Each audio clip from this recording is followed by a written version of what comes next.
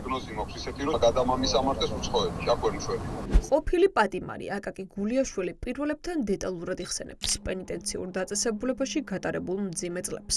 ის უყურადღებობასა და არა კომპეტენტურობაში ადანაშაულებს მე-18 სამკურნალო დაწესებულების მედპერსონალს და ხელმძღვანელს დავით დარასელიას, რის გამოც მან სრულად დაკარგა მხედველობა. აკაკი გულიაშვილის მტკიცებით, მედპერსონალს სათანადო კვლევების ჩატარების უფლებას თავად დავით დარასელია მასთან არსებული პირადი კონფლიქტის გამო ეძლევდა.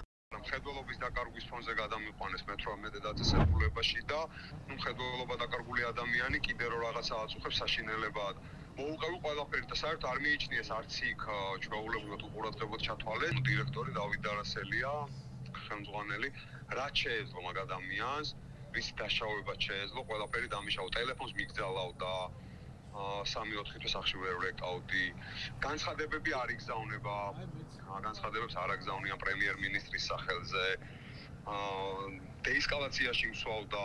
ფიქრობთ, რომ რაღაც მითითებებს აძლევდა ექიმებს, რომ ზუსტი დიაგნოზი არ. ინტერესთა კონფლიქტი იყო თვითონ მე-18 დაწესებულების თანამშრომლებმა მითხეს თათბირზე რას ისახავდა და დავით დარასელია ჩემზე. თათბირზე რას ისახავდა, როგორ უნდა მომქცეოდნენ. და თვითონ ჩემთვის იყო ცნობილი და ეგ ინტერესთა კონფლიქტიც მათი თანამშრომლებისგან იყო ჩემთვის ცნობილი და მინდა რომ გაშუქდეს ყველაფერი, რომ სხვას ესე ვერ დაჩაგროს დავით დარასელიამ. გულიაშვილის მტკიცებით, მას შემდეგ რაც ციხეში წაქცევის შედეგად მძიმე დაზიანებები მიიღო, არ ჩაუტარდა სათანადო გამოკვლევა და მკურნალობა, რის გამოც მან მხედველობა სრულად დაკარგა. ამბობს, რომ მე-18 სამედიცინო დაწესებულებაში გადაყვანის შემდეგ მას მაგნიტორეზონანსული კვლევა კონტრასტით ჩაუტარდა, რამაც ალერგიული ფონი გამოიწვია და მისი მდგომარეობა კიდევ უფრო გაართულა. 30 წლის ახალგაზრდას რეალური დიაგნოზის შემთხვევიდან თითქმის 3 წლის შემდეგ დაუსვეს და ახლა მდგომარეობა იმდენად მძიმეა, რომ მას საქართველოში მხედველობის აღდგენის იმედს ვერ აძლევენ. იანი იყო აბაზანაში რო გავედით და ფეხი ამისრიალა და დავარტყითავი და სრულიად დავკარგე მხედველობა და მაგნიტორეზონანსული ტომოგრაფია გადამიღეს არასრულ ფასოვნად თვალბუდეზე კონტრასტით არ მაქვს გადაღებული და რა დიაგნოზის მერე დამეშვა მე.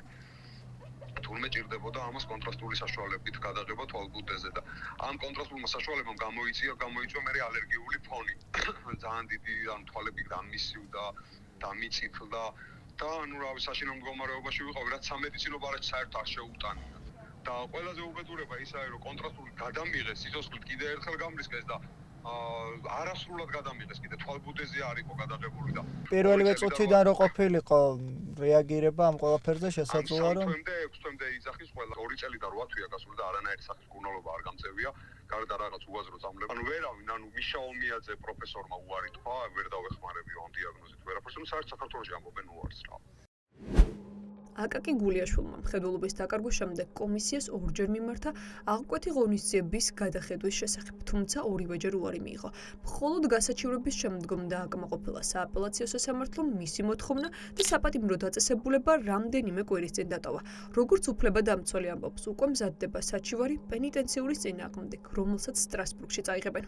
დასკვნები, ანალიზები უკვე გააგზავნა საკმაოდ ცნობილ კლინიკებში, საზღვარგარეთ და ეუბნებიან, რომ დრო არის იმდენი ხანი უკვე გასული, რომ ფიზიკურად ვეღარ მოხერხდება მისი მხედველობის აღდგენა. უთოს კომისიაზე გქონდა შეტანილი ორჯერ.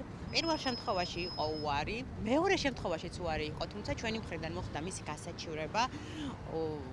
უკვე საბოლოო ინსტანციამ აკაკი გულიაშვილის მიმართ გამოიტანა დადებითი გადაწყვეტილება. ჩვენ ვაპირებთ, რომ სტრასბურგში წავიღოთ აღნიშნული საჩივარი. უკვე დაწყებული არის ამ საჩივრის აწყობა და შესაბამისად მოუწევს სახელმწიფოს პასუხი აგავს ადამიანის ჯანმრთელობას.